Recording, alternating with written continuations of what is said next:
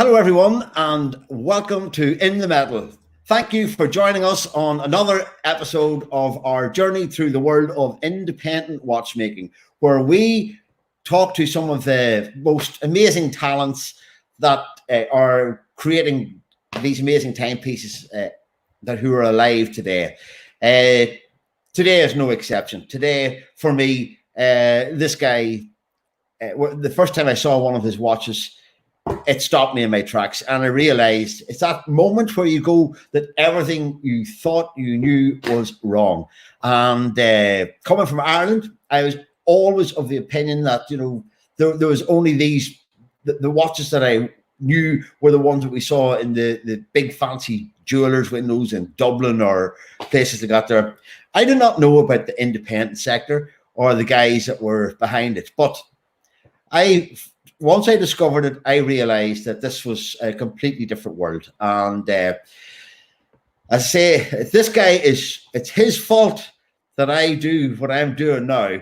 And so we're really looking forward to having a chat with a true legend, forerunner of the current era of contemporary independent watchmakers. And I don't know, that's my opinion. I wonder if Dan Spitz would agree with me that this guy is pretty special. What do you think, Dan? Hey, what's up, Johnny boy? Hey, Dan, how are you this evening, this afternoon, morning? Well, I think we all know, if anyone has followed independent watchmaking, that this gentleman is the hero of so many, including myself. You know, he basically single-handedly wrote what independent or modern-day independent watchmaking is. You know, the Antiqua is 32 to 33 years ahead of its time. You know, we're still going to be realizing what that watch did, because it changed the roadmap. And not only that, it changed the mindset of people and watchmakers like me who, wanted to become independent but didn't know how. How can we express our art and our vision in micromechanics? It's not a watch that's mass produced by the large companies, and he did that. He's a visionary. That's what it takes in music. Well, my kind of music in my past, to break the rules and be a visionary. And like you said, he messed us all up bad. Well, we're actually going to come back. We're going to touch on that, because I think people like Vianney Halter is coming on in one moment. People like Vianney, they make you realize and make you believe that you can actually operate outside the box. Right. You don't have to conform. You don't have to stay on the rails. And for me, that was one of the things that really it shook me. It made me realize it's a completely different universe here. And man, once I discovered it, it is like a drug. It's addictive. I have been, it has consumed my life over the last 15 years or so. But anyway, this man, his time is precious. And I think it's time we went over to Saint Croix and welcome Mr. Legend himself, Vianney Halter. Welcome to In the Metal, Vianney.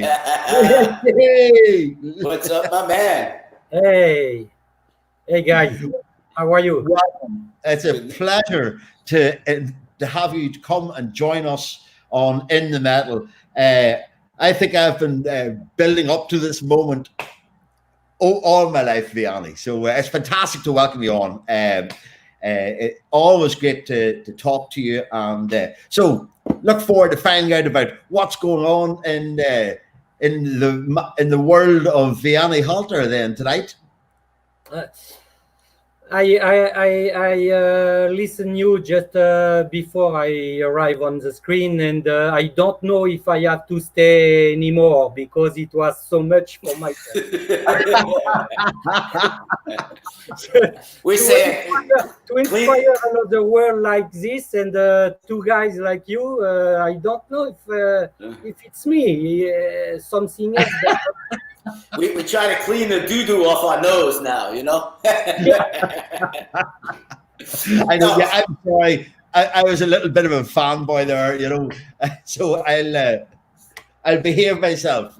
Well, you know, Vianney, we all are. We all are a fan of what you do and what you've done to us. You've inflicted diseases upon all of us watchmakers that will last for centuries and centuries.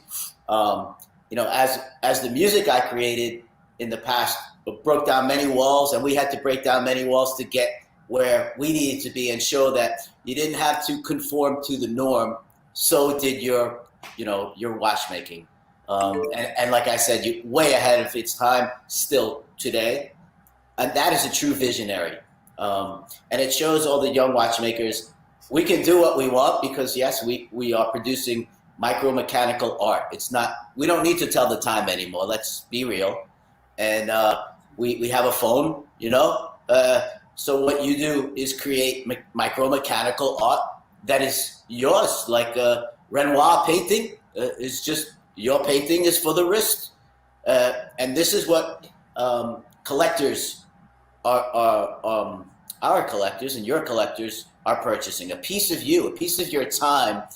When you create a classic janvier, is not a watch, is a piece of your life, encapsulated, that someone must spend some hard-earned money to purchase, spend more, give you extra money, because it's not a physical piece. Inside there is you. Our purchase, a piece of you. It's not 50 little girls making one little pot and then give to the next little girl and make another little pot. It's you. And and typically it's you compare with a painting, but I compare more my work with sculpture, and I use the metal to sculpt inside something coming from me, and at the end is a mechanism or is a watch. The time is completely a second. Secondary, and the base, it's before to be enjoyed in my workshop. Like maybe you, when you look or you play some music to discover something, it's exactly the same for me. To work at the bench on the machine and to create something, sometimes yes, it was not very nice. The day after, I start again to improve or to find the way I dreamed.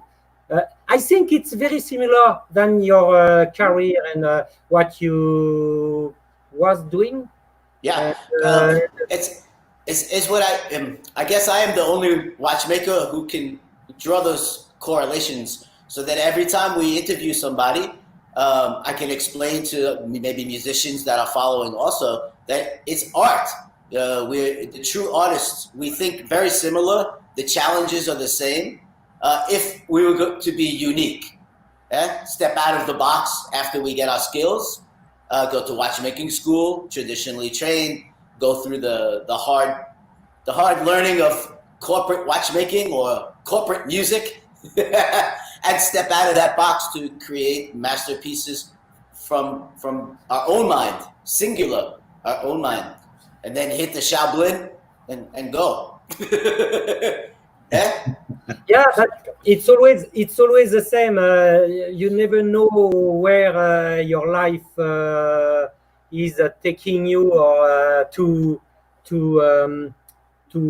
push you in where. It's complicated. And also my big problem, it was I never focus the money and the banknotes. At the end, I focus my time, my life every day. It's not good for to make money, but it's good to spend your life. And I advise everybody to focus more their life than some financial success. And this, we all know, my friends, other watchmakers know that a lot of amazing watchmakers have passed through your shop over the years. And so you have given, like others, your love and your skills to pass on to others. Maybe you pay them, maybe you don't. But you give the skill, and they move on and they learn from you. They learn from somebody else, and hopefully they become independent. Because independence, we know, is what we are, what we need to have, and now we can. And we all thank you for breaking those doors down and helping and giving your love and your time to other watchmakers as well. We thank you. So yeah, Vianney, it is true that yes, there were independent watchmakers, Sven Anderson, Vincent Calabrese, Michel Parmigiani, if you like, Christophe Claret, were working around before this new age of independent watchmaking. And but you were among the first of the real avant-garde designers, the creators of something different. Where did that influence come from? Yeah, but I think I'm happy to have a lot of colleagues like me, independent, not too big, and who stay in the small factory and with some personal dreams. But it's clear everybody is different, and when you visit some museum, it's possible to see everything: sculpture, painting, completely abstract, yeah. And or like a picture. Everything is possible. But my world was also completely another world than the traditional watchmaking. Yeah, I'm coming from the traditional watchmaking because I was an watchmaker repairing old things at the bench, and depending of that, and on the side of that, I had my own life, my own things for music, and I remember in the 80s the music was very, very powerful. I discovered Joy Division and Simple Mind, U2, and for me these new things was also one thing to explain things from myself. And when I was at the bench many years after that, when I arrived in Switzerland, it was, I think, exactly the right time to start to tell what is my word, what is my music, what is my image, but in my skill. And I'm not a good writer, I'm not a good musician, even for the sculpture, but in the watchmaking, I'm not so bad. And I like to spend my life to tell what was my inspiration, comics, science fiction, music, and my music, and also the music of my grand brother, the older brother, okay. because Black Sabbath, Led Zeppelin, everything like this was for me very strong. And in my work, it's difficult to know and to translate in this wheel, in this clues, something from this journey is inside. But it's why at the end, now people tell about my creation. I'm in avant-garde because it's also that in the new things. It's not only to make wheels, pinion, bridges.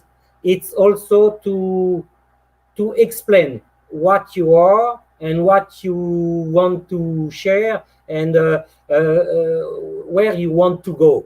And it's that. Vianney, when we started my music, we're now called the Big Four. There were 4 bands: Metallica, Anthrax, Yeah. Megadeth, and Slayer. So our music was so different. No one has heard anything similar. Maybe some punk rock is, you know. So back then it was just heavy metal. All music that was not pop music was heavy metal. Black Sabbath was heavy metal. My brother was in Black Sabbath. He was the bass player for a while. So when you created your art, there was just watches, right? There was perpetual calendar watch. There was whatever. So they have to make up a new name for you, just like for me. So they call you avant-garde, but it's not. It's you. It's your brain. Yeah. I'm not in avant-garde. I'm right now. It's the life from now, not for tomorrow, or not to. I inspire a lot of people, and I'm happy to kickstarted like this. Kickstarted people to start in this world also, watchmaking, creation, and something like this. But I'm very a contemporary guy, living right now and making things for our time, not for the future. And in the future, I will disappear. It will be only for some comment dit triste, sad watchmaker at the bench working on my creation and thinking, wow, so stupid guys making so complicated watch to repair now. And who's gonna fix this crap in the future when I'm gone? It's why also at the beginning I made some pieces very delicate and very difficult for the function, and then to have a nice watch working well at the wrist. But now when I collect some piece from the beginning 20 years ago, I improve the watch to help the next watchmaker for the next generation. Right. You know, what we create as artists is a period in our life, okay? Is the few years of development is the same as writing a song. It takes a few years sometimes to write very good music, and then you go to the recording studio, and you are never finished. You have to have a guy in a suit, manager, who says, now you are finished with your art. Otherwise, we stay there forever because they pay for everything. So same in watchmaking. We don't want the creation to leave. That first watch, here you go. No, maybe I wear it. And we give it back. But that watch, when you make Antiqua, was a period in your life. Then you make Janvier, is a period of your creation, of your life. And we change. We change as humans. We change as artists. Artists. It's exactly. I think it's exactly the same for your music and the process, creation process. Because the classic Janvier was one piece I wanted to realize, because I was in the mood to understand. It's time to explain the top quality or the top inspiration, the top watch it's possible to make. It's the time to realize it, because I'm with the environment and the team where it's possible to explain that. Because alone also sometimes it's impossible to reach. You have to have some colleagues, some people to work and to bend your mind and your vision to find the right things. You bounce ideas off of. And sometimes it was for this watch, it was the time for this one, and after that, if I waited, the watch will not appear anymore or never. At the end, it's a problem with the time you have to create, to work. If it's not too short, depending what you are dreaming, and depending also what is the next dream. But maybe You understand me? Maybe, yeah, oh, yeah, absolutely. Maybe between I think you said your brother-in-law, Black Sabbath, and also you had Stepan Sarpaneva work with you. He is a heavy metal guy. Maybe all this music was playing in your workshop. Yeah, so it was in the watchmaking in my workshop, like heavy metal between them. Yeah. So I had probably some and sometime with the hand also. So maybe this play in your mind, and one of your watches has some heavy metal in it. Yeah, it was a very nice experience and nice time with Stepan, because we were very authentic, and himself to quite narrow in his thinking about watchmaking. Now I think with me he opened his mind a lot. Is why I tried to show you and mention Stepan's name for one, because your influence is not just for people, say for me, when I'm in watchmaking school for many years in Wolstep in Switzerland, but you change people's mind so they can create their art that is out of the box. Stepan is a prime example of succeeding in independence. The biggest thing we can have is independence. And now you have escalated, helped, and created independence at a level is people are finally recognizing we are above, we are the top, we are the innovators. People are finding out what ghost building is, right? Behind the scenes, yeah. So people like you were building, they come to you for complications, the bigger companies. So now, not just the young watchmakers, but collectors are now being aware of the secrets of the past that we had to keep when they sign NDA agreements. People like Paul Gerber, who also make many complications for other companies. So then when we are now allowed to become independent and start our own brand and make our own art, we can think out of the box, because now people know what we build will last for centuries and centuries. And any traditionally trained watchmaker can repair one of your timepieces. They don't have to worry about parts later on, such as the big companies who will only guarantee 20 years of parts. So it's better to buy independent, is what I try to show to collectors. My philosophy is typically also based on that.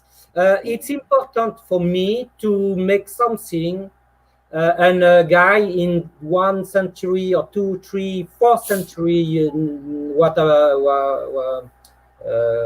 peu importe, whatever. It's important one simple guy with the basic tools in the future will imagine to open the watch, to start to repair, to fix it, or to discover what is inside. It's important to create a piece, to transfer and to send this dream for the future. Because with the modern construction, with something like silicium or something like this, at the end, it's no way to survive. Because maybe the technology will disappear. And the technology is coming from a big group of people working together in the big factory for the knowledge, for the science and something like this.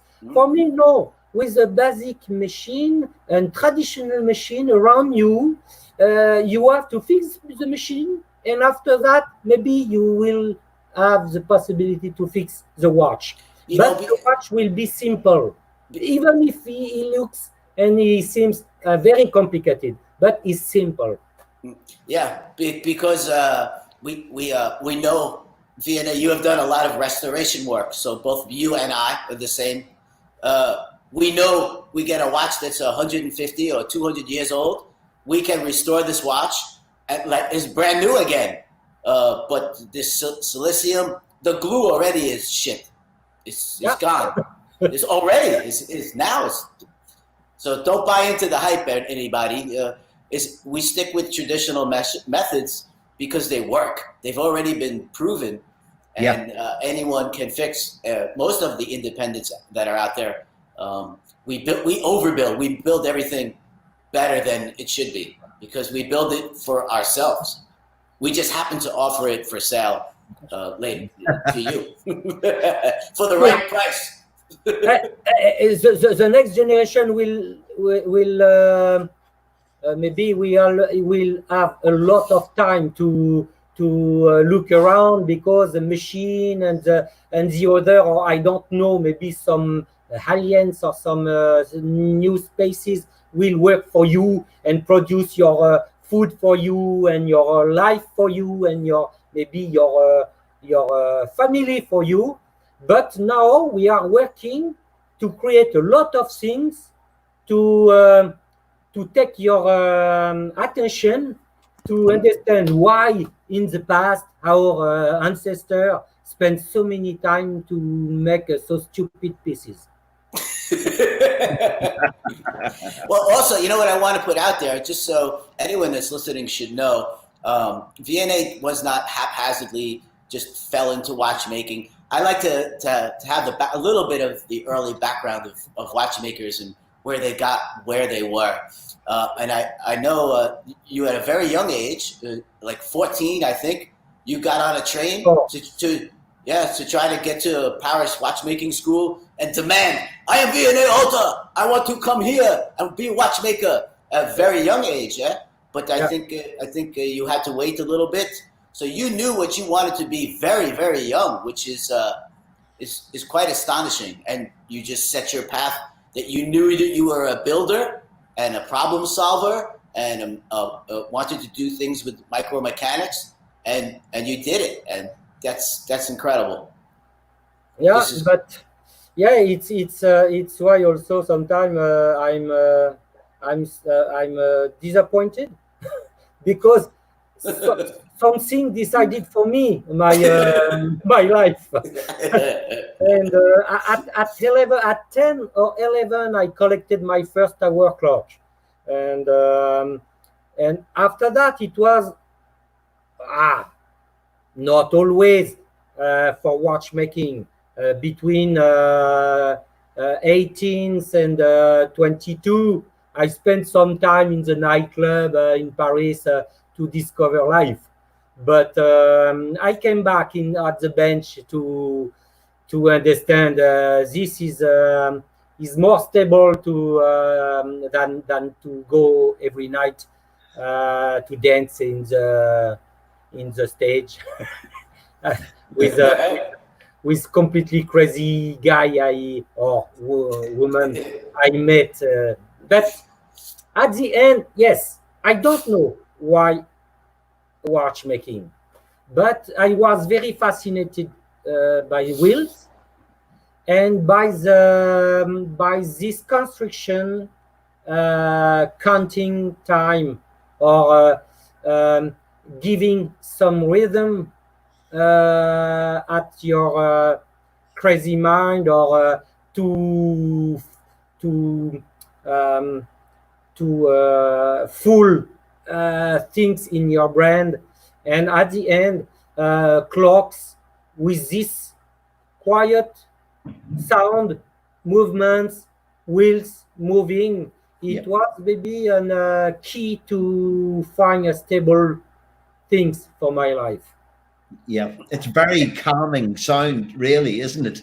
To be in a clockmaker's atelier or a watchmaker's atelier, there's always the tick, tick, tick, tick, tick going on, 4 and 5 different places, and it's such a calming effect. It is like stepping into another world. Yeah, and typically also, I don't know if I was fascinated like a lot of different people, but not a long time ago, a shop with a watchmaker and a lot of clocks was quite impressive. on the wall, full on the wall, at the right time, starting to ring with a lot of different bells.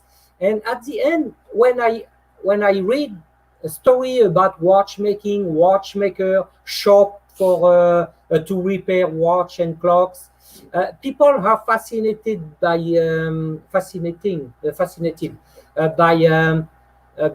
this feeling, the sound of the pendulum, the bells ringing a lot, and sometimes stopping, and one forgetting, it was the time ringing the last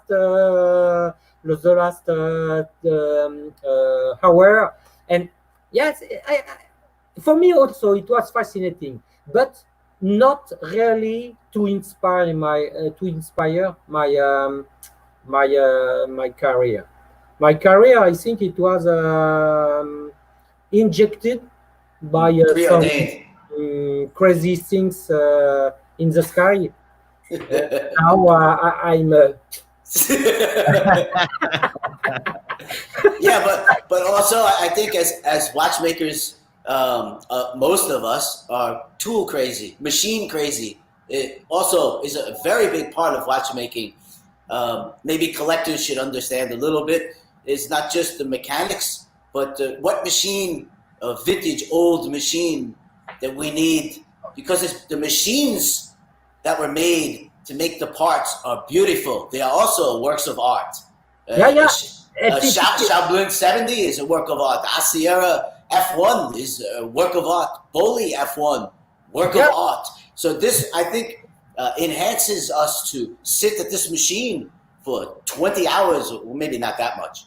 10 hours is okay, because we look, we go, shh, we break this balance staff, we have to start again. It's no problem, because we look at the Boli F1 and we go, ooh, you're a little beautiful machine. I go again, right? Sorry for my accent. It's exactly that. It's exactly that. And I'm also fascinated by a machine where it's impossible to understand for what it was created. And I bought, when it's possible, and I buy again, still buying machine so strange then it's impossible to know for what is it. And I like it because some people made crazy things, completely understandable, and you have to find the way inside the steel and the brass or some different material to know why people spend time to make that. Well, and, also, I think to find a new machine, maybe restore an old machine, it inspires us. Creation is very similar to a guitar player. Even if he does not need money anymore, he's very famous, he still keeps buying guitars, more guitars, more guitar. Even if he has a favorite guitar, like Willie Nelson has a favorite guitar, or somebody, we still buy more guitars. We play for a little while because creation comes maybe from this new guitar is the same as a new machine. We get a new gear cutter or an accessory that can switch from jig bora, from a Hauser to the Shablin. All of a sudden we get inspired and we can make something else. Something new. Typically, it's why now I have one room with 100, maybe 1,000 machines, because it's important to have also, like a library, something in 3D to touch and to get something from another frontier. Not only because I was a good student at school, the best student for my all teachers, because always yes sir, but it was not time. I wanted to touch some tools in my school, then anybody wanted to understand what is it for what it was. But me, yes, I asked, and when the teacher said, "Oh, I don't know," it was nice. I had a way to discover something new. Yeah. And I like also to take some parts or some shape and architecture of the old machine and strange machine to put in my work. Only to pay tribute of these people spending also some time years ago, century ago, and to remember that I was impressed, and I want to make a watch to be impressed, still impressed, and to share my feeling about that. Yeah, It's why my construction, my style, and my design, it's always not changing, because depending different pieces and watch I made, you imagine, oh, you change your style, but people look and say, oh, it's Vianney Halter, because something is still inside. Not only because it was with rivets, the deep space is not with rivets, but at the end, people recognize the deep space like a Vianney Halter creation, even for the Opus 3. Typically, in the old watches, in this history or in these things, the Opus 3 is quite very different, because I wanted to put inside this and very strong things from me, completely new. I was not in the corridor, a narrow corridor. I was completely open, free in the desert to look around. You have nothing to do except to create a new things. And Opus 3 came from that. It's why at the end it's very nice to have the possibility to be independent, to be free, to create something like this to share with the other. Because this is just absolutely incredible. I think I don't think it was Opus 3 that was the first piece that I saw. The first piece of yours, Vianney, that I saw was the gold file, the 7 Masters. And at that time, I was working with mainstream brands. I was learning about the industry. I was learning about the watch sector. I was a complete newcomer to the whole watch industry. And being based in Ireland, where the tastes are very, if you like, reserved and very refined, or not refined, not very sophisticated. So, like, for example, in Ireland, you still cannot buy a McGonagall watch in Ireland. There is no high street store that sells.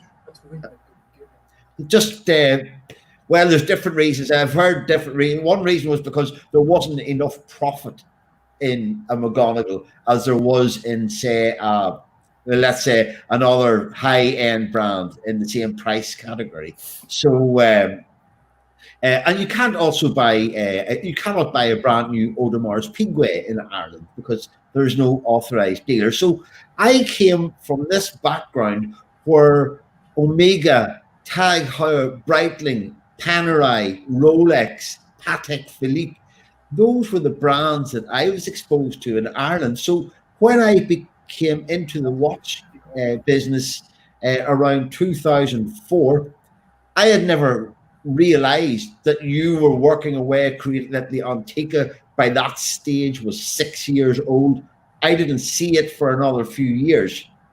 I think that's because of the internet exposure. But the first watch that I became aware of was the gold file 7 Masters. And I remember seeing after the first time and not really knowing what is this? Is it some kind of a toy or a novelty? or something, because it looked so different to anything else. And I've loved that watch, and I particularly loved the moon phase. How so just the quirkiness of the whole. Yeah, but what I think people should understand is back then, at the inception of true modern day independent watchmaking that Vianney was setting forth, it wasn't like it is today. It wasn't like, oh, that's incredible, it's amazing, right? Vianney, it was like, what is this? What is this crap? You will never make it like this. It does not look normal. Maybe you last a year or two, and you come back to work for me. It wasn't.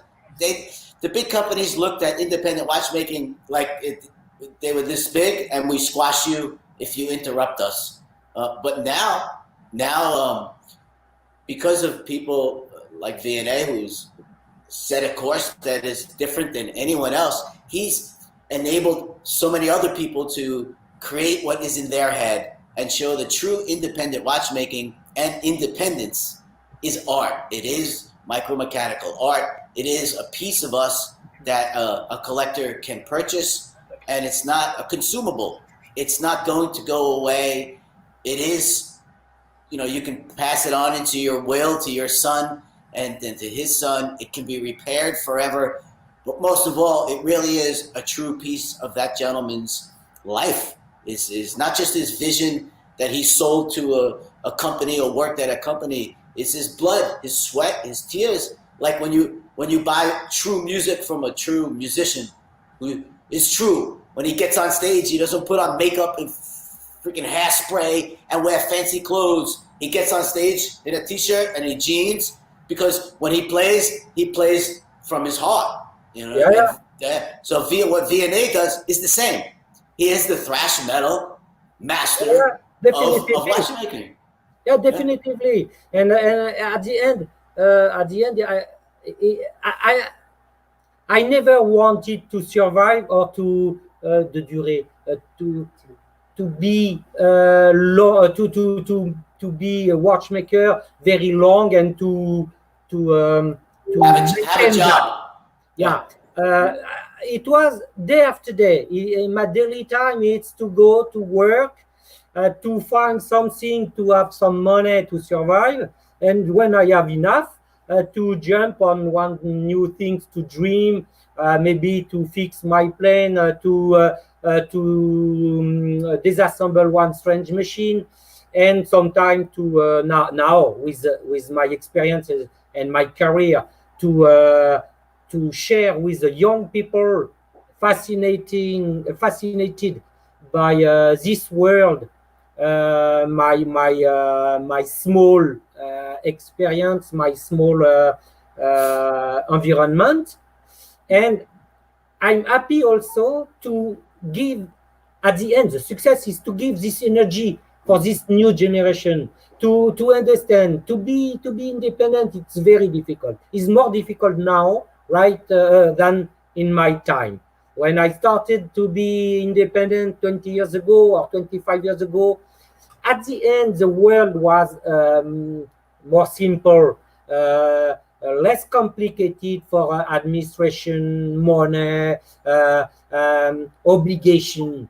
And now when I see young people starting to try to be independent, sometimes I'm very afraid for them. And if it's possible for me to help them, or to do something to make easier their life, I'm spending my energy for that also, because it was easy for me, and I think it's less easy for the new generation. Even if somebody's like me opened some doors to understand this way, it's not stupid, is not an idiot decision or idiot people to tell I will have success. No, the success is to survive and to do every day what you want to live,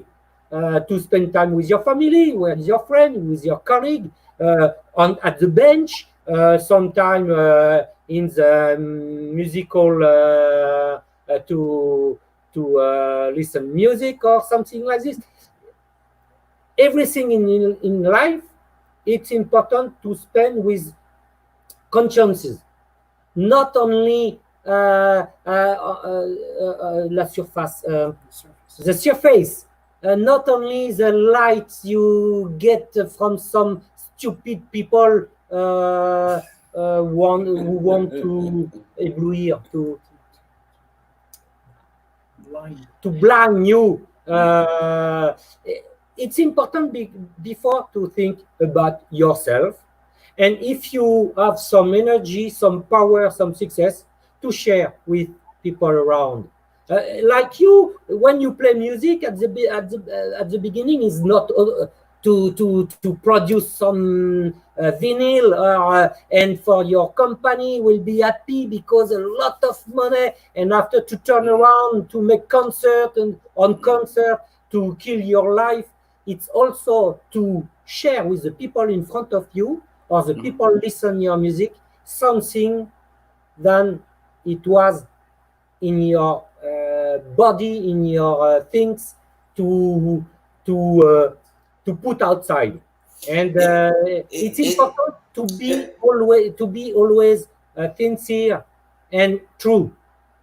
True to yourself. That's you said it very well, Vianney. The music that I created or helped create way back when is very similar to what you do, what I do in my watchmaking as well. It's really don't care about the money. We need money to eat, but what the person gets from us is us. It's not manufactured bullshit. You understand? Yeah. It's not manufactured by in the past record company guys in suits. And today, if you purchase one of your watches or one of my timepieces, you get me. You get my shirt. Me is inside the capsule. To be true to ourselves. And I do these shows with Johnny, not because I have to, but because I want to show the young watchmakers and collectors that we're human and that we are true artists, giving a piece of us. And it's not bullshit. No, it's not bullshit. What you get is what you get. You don't like it? Go down the street. There's many other timepieces or there's many other albums to buy. Don't buy mine. You want true? You want the real deal? Yeah. Buy Vianney or come visit his shop. He'll let you in. Maybe. Maybe not. Typically, the money is a tool. Yeah. If you collect a lot of tools and you never use the tool, you are a stupid asshole. Because you will die before maybe you will know for why I bought this tool and for which things the tool was made. I bought it because it's possible to collect a lot of tools, the banknote. But if you don't put this tool in the river to continue to have fresh water with inside some life, because you participate at these things, at this new world, new things. And if you have success with that and you don't share that, you are a stupid guy. And typically you make music, you make a nice music, but you fuck, you don't give a fuck for everybody to share that. You close in your room to play your own music and nice, but for yourself is a stupid too. It's important to open your mind to okay, I'm not so bad for that. If it's possible to make something, to sell this for a guy dreaming for that, but his life it was completely different. Maybe he had success, he have money, and he discovered in you another world, another things, and at the end he is living really, not a bullshit life you find on the social media. Look on my plate what I will eat this noon. Stupid people looking, me tous les jours, every day, I'm looking what is in my plate, and regularly I cook myself. And you know what it is, Vianney? I think a lot of people are very scared to step out of the box and show their art. They can make art and place it on the shelf, but I cannot show to somebody because I'm scared what they will say. So somebody once told me something a long time ago, when you create your art, whatever it may be, that 99.3% of the people will hate your crap. Hate it. It sucks. But that 0.7% is the people that might like you or love you, your stuff, or buy your stuff, or be part of your life. And that's all you need. There's 10 billion people on this planet.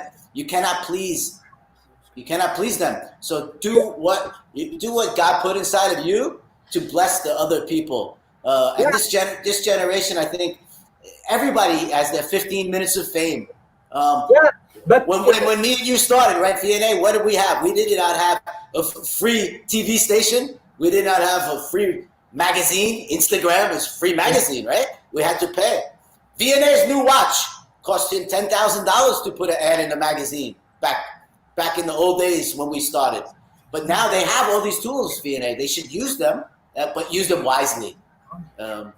If you don't mind, if I could ask a question, because you mentioned, Vianney, a few minutes ago, how when you were explaining how you like to share and how you like to help and to mentor and to assist young watchmakers coming up, and you think that, you know, it was easier for you than it is for this new generation. I am actually surprised by that, because I would have imagined that when you were starting out, there was no precedent. There was nobody before you who was doing what you were doing. And to get your work accepted, I know it didn't happen overnight. It took quite a while for people to appreciate exactly what was going on, that this was art. And I would say now that younger watchmakers, I think they have access to the internet. They have access to people like you, and many other of the real geniuses of our time. Kari Voutilainen is another great sharer of his knowledge, and so I just find it strange that you think you had it easier than modern watchmakers. Do you really think that? Est-ce que c'était plus facile pour toi de démarrer à partir de zéro par rapport aux horlogers qui démarrent maintenant? Tu peux expliquer des trucs? Yeah. You never know when you start something and when you are doing something. You never know what is the best and what it was the right way. Like you said, I made the watch. Nobody's like it. But at the end, I was not making watches to find immediately a big fan or a big supporter for my work. And at the end, I started to work simple, alone, because I was quite independent. It was very difficult for me to work with somebody else. I learned to work with somebody else now because I have a team with me. I have some colleagues. It's a small team, but I have around me, following me now for many years. But at the beginning, I started very alone, and you never know. My focus was, if tomorrow it's possible to wake up by your motivation and your intention without a boss behind you,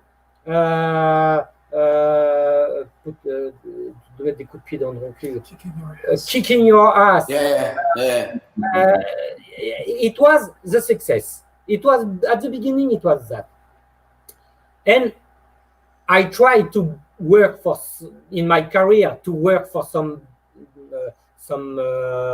body else, but it was at the end not really possible to collaborate. Yes, because it's like a band. You are the guitarist, the guy with the guitar or the drum, and at the end you find together one way to create something. This okay, but to be behind the bench in the big company, it was for me not possible to imagine that. Obviously, for Vianney, it's for a limited time. Creators of original art, our brains are wired differently.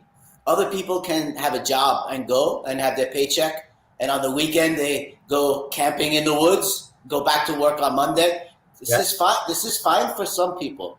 But true artists, no. Even in a band, you write music, you get along okay, but after 2 years, everybody kill each other. It's the same shit, man. It's the same. It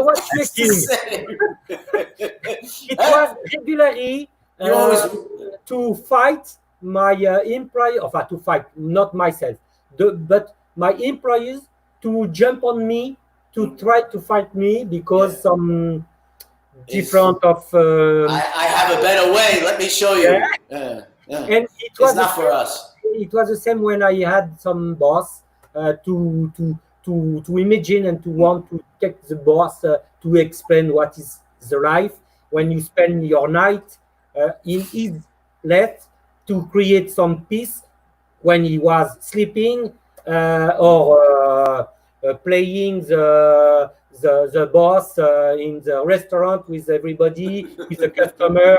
I'm the best making a watch, very complicated. But I was on the left and on the bench working for him.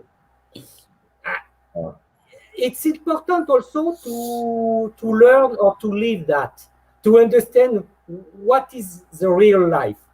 And when you work, at the end, it's important to work very hard, to be strong in front of these people who want to live on your milk or shoulders, on your shoulders.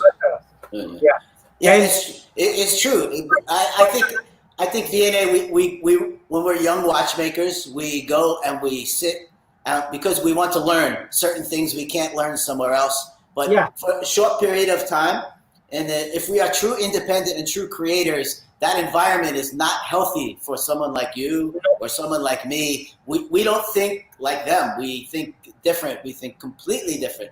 But we'll stay there to gain knowledge, and then when it's time to go, I've had enough of that boss. I mean, I can't have a boss. I never had a boss. It's not healthy for me. But but I want people who are watching, young watchmakers and even collectors to know this is what drives the driven. And someone like Vianney to wake up early in the morning, have very long days. When something doesn't work out and he can't figure out, there's 430 some odd parts in a classic janvier, I think, right? They have to work together. It doesn't work right away the first time. It's a dream to begin with in his mind, and then a drawing, and then physical and tangent, and then it has to work. And he has to go methodically through that, and by himself, usually by ourselves.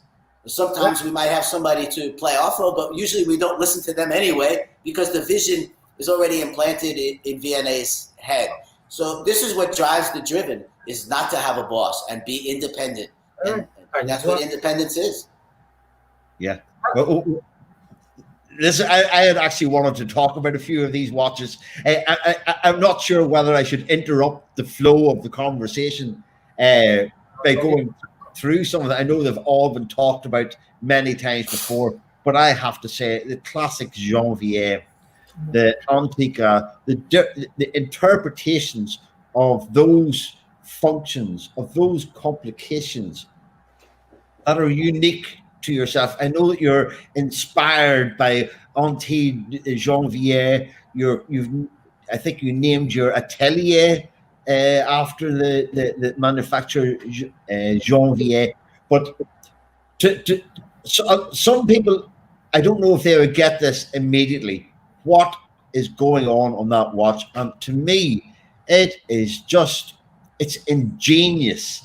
So it is and that's only on the front side where you can see, because then you have your equinox, your equation of time. It's profound. So it is, and so I don't know whether to talk about the watches, Vianney, or just to continue. Well, I think some of the people that might be listening or watching should know that what you're looking at there, and this is coming from me, and I'm a watchmaker, classically, traditionally trained, however you want to put it, and Swiss trained and all that kind of BS crap. You're looking at the pinnacle of watchmaking, and you're looking at someone sitting here today that is a living legend who's created that from his own mind. It's called the equation of time. Yeah. And it's one of the hardest, if not the hardest complication for watchmakers to achieve. It's not a tourbillon, even though Vianney has done and surpassed normal tourbillons with his most recent timepiece. So thank you for this explanation of what you see in this work, because it was exactly what I want to do inside this piece and inside the work to create this at the end a simple piece, a round case, and with a very basic dial, but every details for this watch was push at the limit at what it was possible for us to make in this time. I thought, when I realized the Classic Janvier, I thought it's time to thank Antique Janvier to inspire me so much, to work so hard and so long to reach this position, to realize one thing at the same value. I thought if Antique Janvier was still alive, it was possible. It will be, or it will be possible for me to ask an appointment with him to show my work, because with that I thought, okay, I'm enough confident about the quantity of work, the quantity of understanding, about quality, about philosophy, about this work, to meet the star or the god, to ask him if it's okay or not, my understanding. And right now around the world, you heard a lot of things about people. Is a specialist, he knows exactly what is the right watch, the quality, the complication. But at the end, through the Classic Janvier, I know very few people are in this step or level,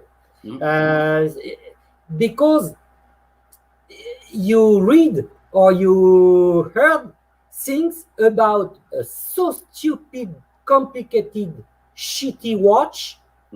Then after that, you imagine if only 0.5 or 0.7% of people like my work, it's normal and it's nice, because I touch only the intelligent and the true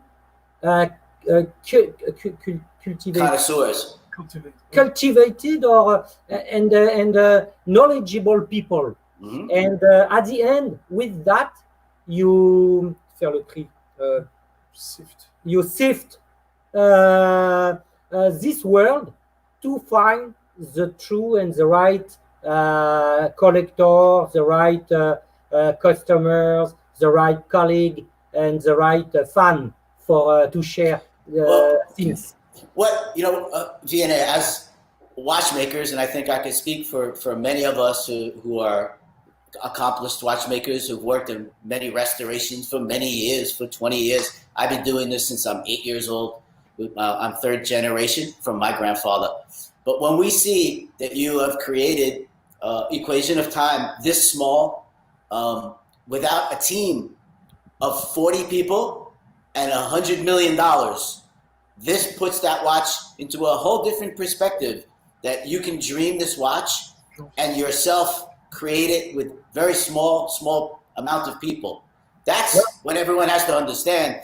If they're gonna even call you to say how much, then it's not the right customer, because this is not just a timepiece. This is museum piece that you're lucky to hold. True. I know you.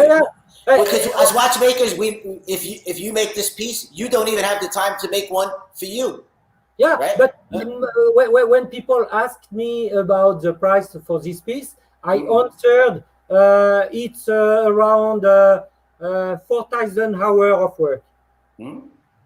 What you imagine the value of 4,000 hours of work? It's only that, because what you want to explain the value or the price when the guy in front of you never imagines the value. He sees the price, but the value is not one very consistent things. And a lot of things is in life and in the watchmaking, it's very disconnected from the price and the value. And a lot of people call me to have a price, not to have a watch. And I recognize immediately the guy. You have some watches in stock? Yes. What is your mind? Yes, if you have something with a good price. If you are looking for a price, it's not the best place. Also, research and development is something they don't think about. How many years before we can even make the parts and put them together and then do prototyping and testing it. It's for me is 3 years here to reimagine the Louis Richard escapement I make in my new watch. Like you, Louis Richard is a very big part of someone I look up to. So he made an escapement that he never fit into a wristwatch. So we shrink it down and put it in my wristwatch. So if they have to ask how much it is, no, because there's already 3 years of research and development. So if your watch is classic Janvier, I think is somewhere 600,000. But if this was made by Audemars Piguet, it would be 2 million. Yeah, I met. And they would be okay, no problem. Deliver to my yacht. Right? Once I met Thierry Stern in a plane coming back from Singapore, and by chance it was just close to me, and I had the classic Janvier at my wrist, and it was quite young. His father pushed him in the business. And it was very nice because he wanted to see the classic Janvier, and he looked at this and he said, "Oh yeah, a young guy in this world, he appreciated the watch, and he asked me what is the cost, and I said maybe." More than 10 years ago, 15 years ago, I said, "Oh, it's around 500,000," and it take a small time to answer. With Patek Philippe, it will be 1.5 million. Yeah, see, yeah, but it was Vianney Halter. So I think what the message what we're trying to send, and somebody recently told this to me, Vianney, is now that you have escalated independent watchmaking and that it is across the globe now, everyone can have their own machine shop because everybody can buy used Shaolin 70s now and used machines. 25 years ago, we could not afford them to buy brand new. There was no used ones. I think when they are done and if they truly have a masterpiece, they think they have a masterpiece, or their second or third watch, I think they have to charge more than they think in their head, because they undervalue themselves, because they're looking at corporate watches at what they cost. But your time and your heart is worth more. It really is. Don't cut independent watchmaking down.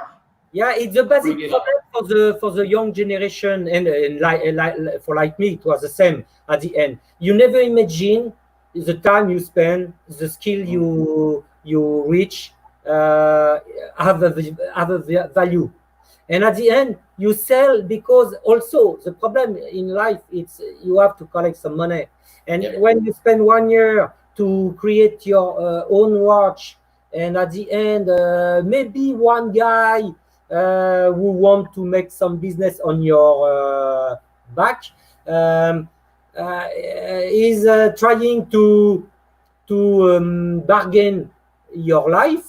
And sometimes when you are young, without people to advise you, to support you, to help you, you agree because you don't know. It's why I try to support my my colleague, and particularly young colleague, who want to know what is this business, how the business is. I have to answer request if the guy is too heavy at the end to fight him to sell the right price. I'm happy to help them, because it's important also to help a young generation to avoid to walk on the so difficult road I used myself. And also, do not take any bank loans. No business partners with a suit and a tie. No, because whatever name you name your business, in 10 years, you have to rename your business and start over again. I can guarantee you, because me and Vianney have seen this story over and over again, where everybody takes a partner because they just need money at that one time. Oh, and he'll write you a nice big fat check. But 51% of business. Me. I'm still alone, and some people came during my career came to ask for some partnership, but at the end it was always impossible. And my instinct ring me to avoid that, because at the end, even with Maximilien, he asked me at the beginning of his company to join him together, but after 1 year I understood maybe his target is not mine. His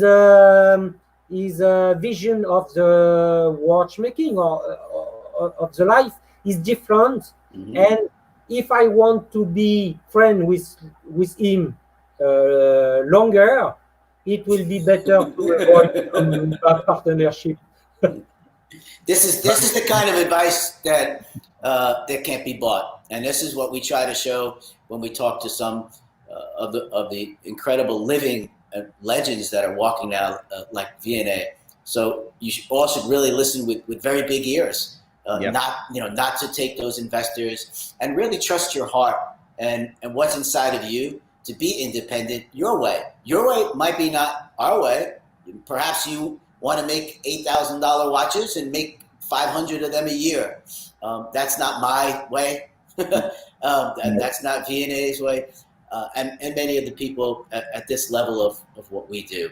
We're true to ourselves, and what we create is built 50 times better than anything that is mass produced, because we've seen so much when we did restorations that we want to build things. We've learned what's wrong, and we don't want those in our timepieces. We want them to last for many, many generations, where anyone with a competent, traditionally trained watchmaking background can repair, can make a new wheel. If a wheel or a gear or a pinion or a lever breaks even in a janvier, it can be repaired. We don't need to go to a parts bin and take apart and put it in.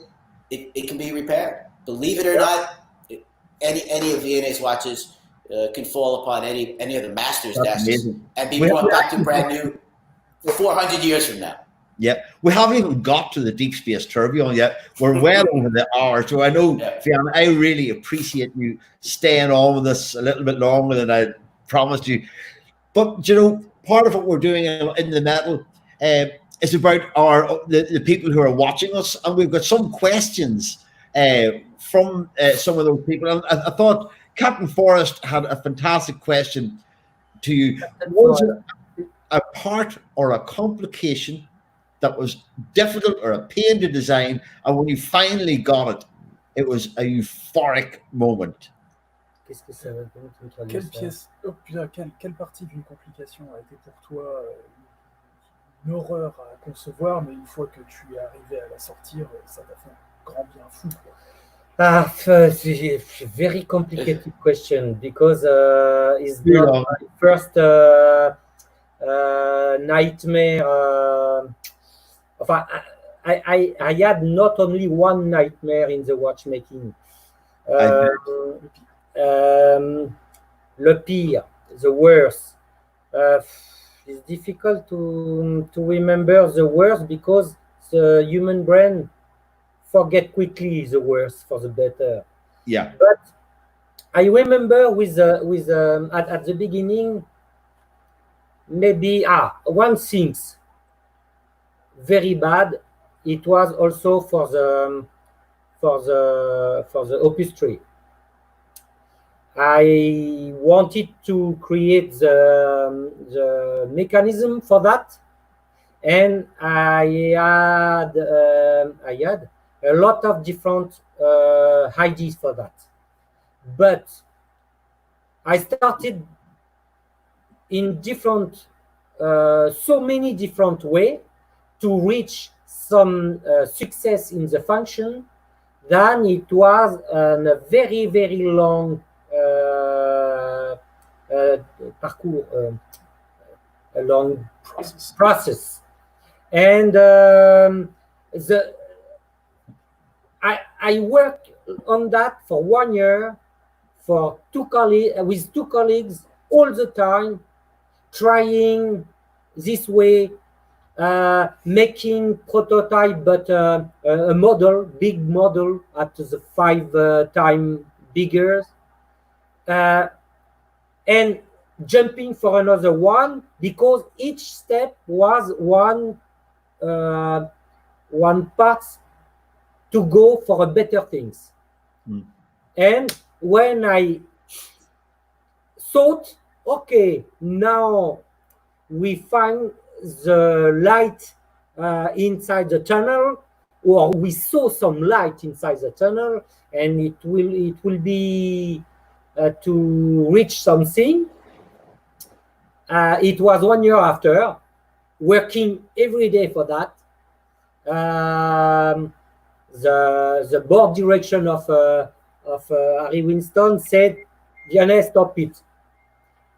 And I was just stopped in the way to reach some solution, to reach the perfect movement and the perfect construction for this piece.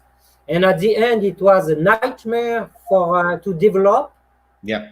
And when it was at the end, the time to wake up and to go outside this nightmare, it was very deep in my bed. Voila! Okay, yeah. Too late. Okay, I get you. I think it's been fantastic that you have joined us. There's Pietro had a question.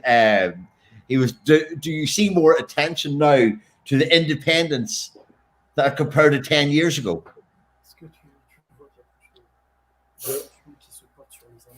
I think even if I say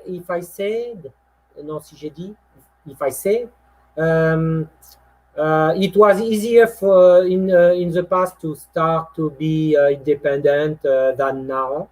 Yeah. One things to balance the problem for the new generation to start with a complicated world. It's I think it's easier at the end now to reach the right people, or to be enough in lights to take attention from the other.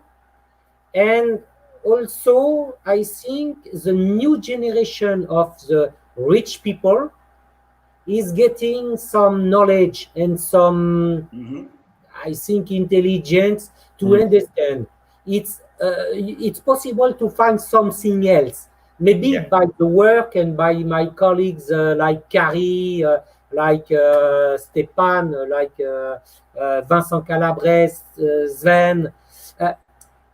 We prepare a new road for the new generation to explain and to find some understanding to sell their work.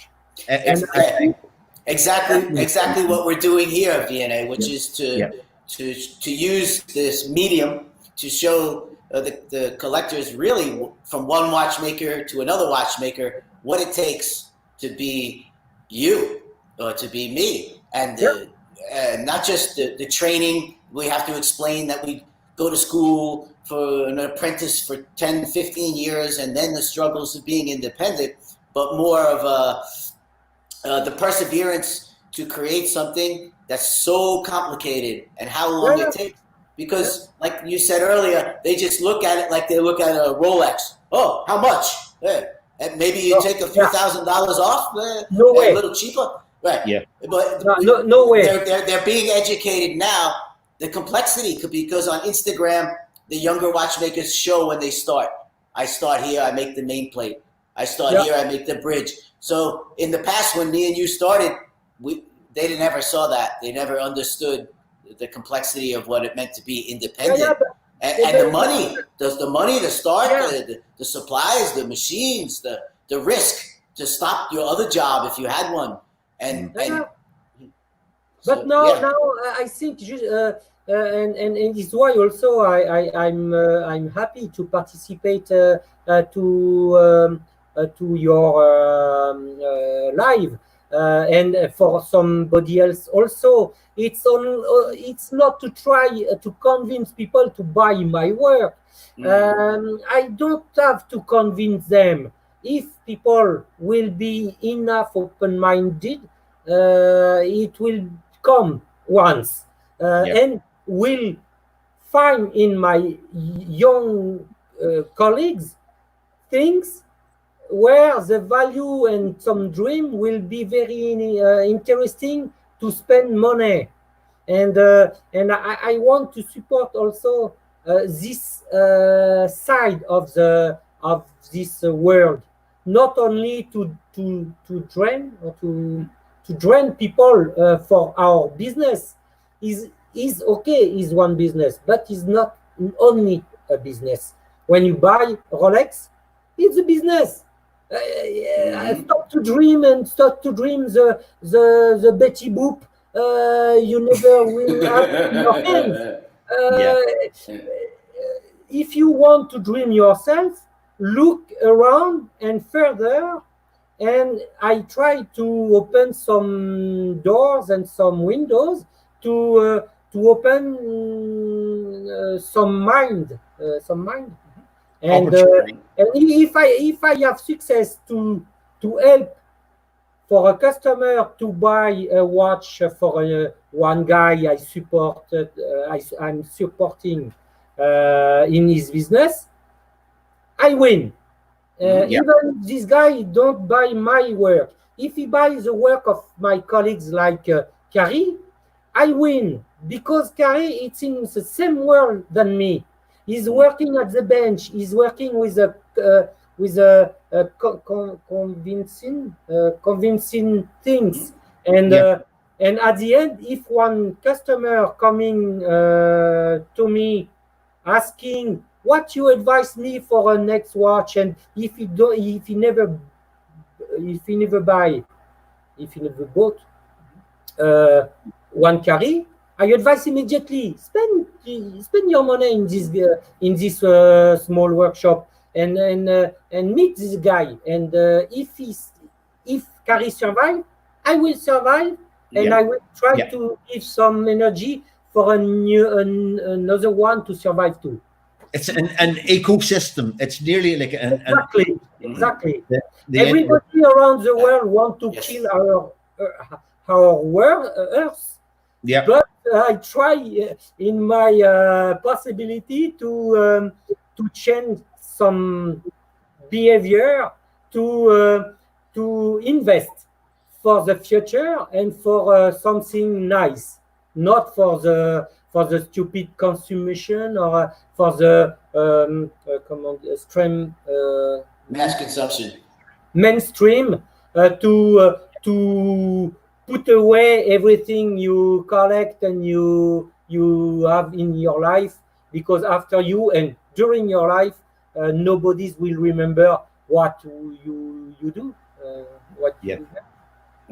Well, I think the way I started this out is really we've come full circle, because it shows once again, a legendary walking watchmaker has given back the love. That's what it's all about. It's creating the art that's in him. It has to get out. Okay, as an artist, what's in us is busting out. It has to come out. So Vianney has had many watchmakers in his workshop that he's paid, but really they're getting a paid education, and they've become independent. He's giving his love back to the world through tangible art, and he sends people to somebody else who's another independent. We all try to do this the same way, because we're not selfish. That's not what it's about. It all comes back around. It really does. Yeah. It all comes back. It's the base. I think it's not the base of our work. It's the base of life. If you don't want to share or to communicate or to exchange while you are alive, go to die, and maybe after that we'll change something. And for example, when we are working in my workshop for some watches, we never ask about the work from another watchmaker, about the deep space. We tell about the customer, and the watch have the name of the customer, about Frank, the hands, you are finished, or something like this, because we are working for somebody. We are not working for the watch. And at the end, we start at the beginning of the order to spend life and to share with the customer what it will be when we exchange the work and the cash or the money. And it's on all step, it's in a story. And after that, the customer remember, it was this things, I saw that, you called me, I met you, I visited your workshop, you visited me in my house, and I ask also what he's doing in his life, because it's important also to know who is it and what he's doing, what is his mind, what is his philosophy, because it's important also for me to work on his piece. And typically I'm making also some work for Jewish people. I took attention for his life to know if the watch will be created with his philosophy. And I wanted to put more than only, okay, he has a lot of money and I will take a lot of money very easy and quickly. No, I wanted to link or to understand deeper what he wanted to live and what he wanted to buy one piece in my work, one piece from me in my work. And always it's one part of my mind and my motivation to work for somebody else. This is what absolutely independent watchmaking is, and what it separates true independent watchmaking from everything else. Because in the corporate world, it's just like selling cars. There's a front man with a suit and a tie, and he's a salesman, and he's just trying to get your wallet out of your pocket. And it really isn't with us. We can find people to buy our watches. It's not very difficult because we're not looking to make that many of them.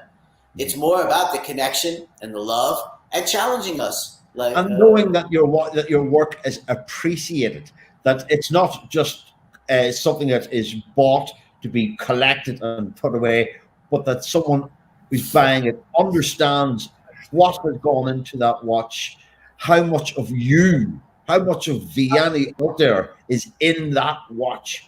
And when they take that watch away from your atelier, that they are taking a piece of your life away with them, because you have invested that time, that love, that passion in creating that little masterpiece for some. I'm very happy also to share that with my customers. Typically yesterday, it was this morning or yesterday morning, I don't know. Yesterday morning, I arrived at my workshop. WhatsApp was connected. I got a message from one customer, US customer, just to say hello, Vianney. It was to say hi and to show you I'm wearing your watch. I'm very happy. That's killer. That's a nice way to start your day. But listen, we have gone over 1 hour and a half, Vianney, and I know it's past your bedtime. So I would love to think that someday in the future we would be able to welcome you back for another conversation, because we didn't even talk about deep space. And so sometime we would like to do that. So I just want to thank you so much, because it's your fault that I am doing this, because it was, that's why I have no friends anymore. Because I'm so sorry. Hey man, I would do it. I would not change a thing. So, I just want to thank you very much personally for doing me this great favor, this great honor of coming on and talking with us. I'm sure, Dan, you would feel the same.